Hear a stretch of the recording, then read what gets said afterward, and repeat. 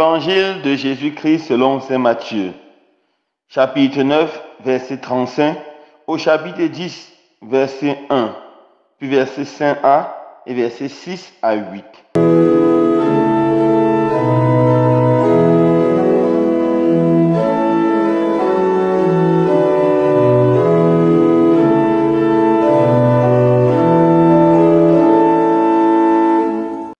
En ce temps-là, Jésus parcourait toutes les villes et tous les villages, enseignant dans leurs synagogues, proclamant l'évangile du royaume et guérissant toute maladie et toute infirmité. Voyant les foules, Jésus fut saisi de compassion envers elles, parce qu'elles étaient désemparées et abattues comme des brebis sans berger. Il dit alors à ses disciples, « La moisson est abondante, mais les ouvriers sont peu nombreux. Priez donc le maître de la moisson d'envoyer des ouvriers pour sa moisson. » Alors Jésus appela ses 12 disciples et leur donna le pouvoir d'expulser les esprits impurs et de guérir toute maladie et toute infirmité. Ces 12, Jésus les envoya en mission avec les instructions suivantes. Allez vers les brebis perdues de la maison d'Israël. Sur votre route, proclamez que le royaume des cieux est tout proche. Guérissez les malades, ressuscitez les morts, purifiez les lépreux, expulsez les démons.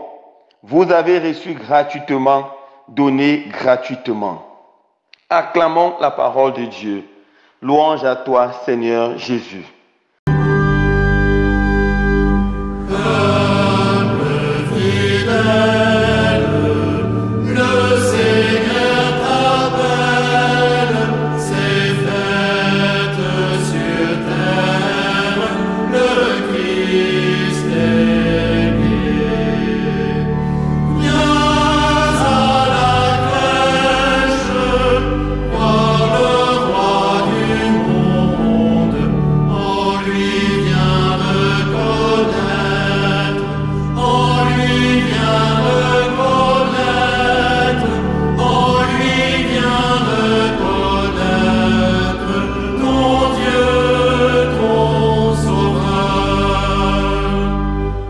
Frères et sœurs bien-aimés, nous tendons progressivement vers la fin de la première semaine du temps de l'Avent.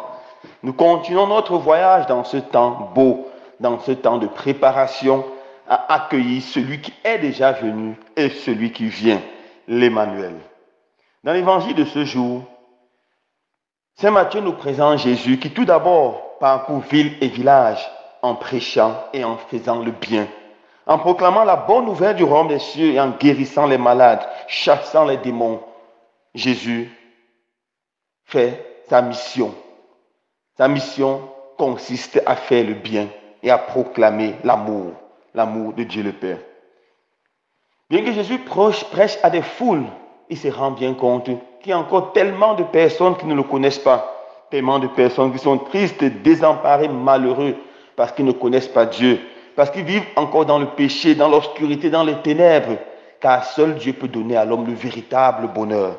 Car comme le disait saint Augustin, mon cœur est sans repos tant qu'il ne repose en toi. Jésus se rend bien compte que les foules ont besoin de lui, besoin de la bonne nouvelle, mais il ne peut pas tout faire seul en tant qu'être humain. Il a besoin des collaborateurs. Alors il choisit parmi ses disciples 12 à qui il donne le pouvoir de chasser les démons et de faire le bien. Il les envoie prêcher la bonne nouvelle. Jésus ne se contente pas seulement d'appeler les 12. Il dit ceci, la moisson est abondante, mais les ouvriers sont peu nombreux. Priez donc le maître de la moisson d'envoyer des ouvriers pour sa moisson. Jésus a besoin que nous prions pour les vocations, que nous prions pour que des hommes et des femmes acceptent l'appel du Christ et se mettent totalement, exclusivement au service du Seigneur. Oui, mes frères et sœurs, nous devons prier pour les vocations. Quand nous sommes honnêtes et nous regardons autour de nous, nous voyons tellement de souffrances. Et un chant que j'aime bien, tout autour de moi, je vois tant de souffrances, tant de cœurs qui sont si malheureux, que l'Esprit me pousse à rompre mon silence pour crier partout la paix de Dieu. Oui, mes frères et sœurs, tant de violence autour de nous, tant de haine, tant de division dans nos familles, tant de corruption dans notre pays, tant de mésententes. Tout Ce mal vient de Satan, le prince des ténèbres. C'est lui qui tente l'homme et pousse l'homme vers le mal, pousse l'homme loin du royaume des cieux.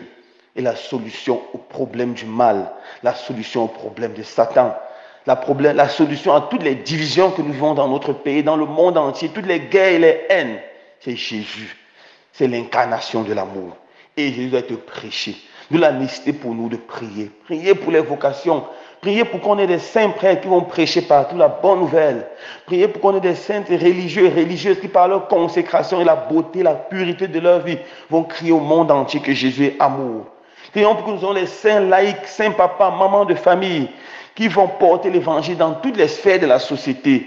Prions pour qu'on ait les jeunes engagés pour Jésus, des enfants qui témoignent par la beauté de leur vie que Jésus est Seigneur. Prions, frères et sœurs bien-aimés, pour que le Seigneur nous envoie beaucoup d'ouvriers à sa moisson. Le règne que Jésus est venu instituer s'oppose au règne du mal, mais Jésus donne à ses disciples le pouvoir de chasser les démons, c'est-à-dire le pouvoir de vaincre le mal. Le règne de Satan est un règne réel et le règne de Satan fait rage dans le monde d'aujourd'hui. Nous voyons des choses qui n'ont pas de sens, qui sont en train d'être érigées comme loi universelle. Nous voyons les LGBT qui font rage et qui imposent leur loi au monde entier. Mes frères et sœurs bien-aimés, nous devons prier pour que le règne de Dieu vienne. Nous voyons dans beaucoup de pays aujourd'hui comment on vote les lois pour accepter l'avortement, pour encourager l'avortement, pour encourager les contraceptions artificielles, pour pousser les jeunes à la débauche. Nous voyons les drogues qui font rage, ça c'est le règne du diable. Nous devons prier pour que ce règne recule et que le règne de Dieu vienne. Frères et sœurs bien-aimés, demandons au Seigneur, à l'Emmanuel qui vient, de venir avec nous, de venir dans nos cœurs avec son règne d'amour, de paix, avec son règne de vérité et son règne de joie. Qu'il ouvre nos yeux pour que nous voyons la misère du monde, qu'il nous donne la force de l'Esprit Saint pour que nous puissions crier que Jésus seul est Seigneur. Loué soit Jésus-Christ.